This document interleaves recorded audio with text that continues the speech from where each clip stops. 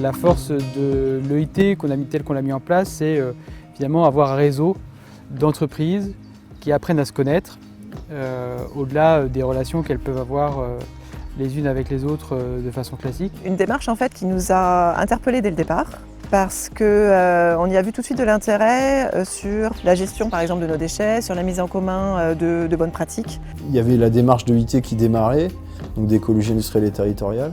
Et nous, on avait un pas de côté avec un lieu hybride où dans notre lieu, on avait aussi des artistes, des designers, d'autres aspects. Et c'était un peu de s'inspirer de ça. Par contre, on dit souvent, il n'y a pas de recette unique qu'on peut dupliquer sur chaque territoire.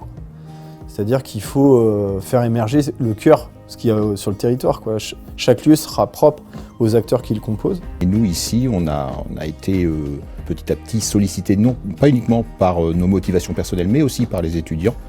Et donc, ça nous a poussé aussi à travailler, à chercher des projets qui soient liés avec cette réflexion et ces enjeux-là sur l'environnement et sur le recyclage, sur l'upcycling et toutes ces choses qui sont maintenant qui se développent fortement dans la pensée de la création en design, quoi, en fait. On est vraiment acteur du réemploi, parce que c'est vrai qu'on en entend tout le temps parler, qu'il faut faire quelque chose, qu'il faut agir, mais tant qu'on n'est pas vraiment acteur, on ne s'en rend pas compte.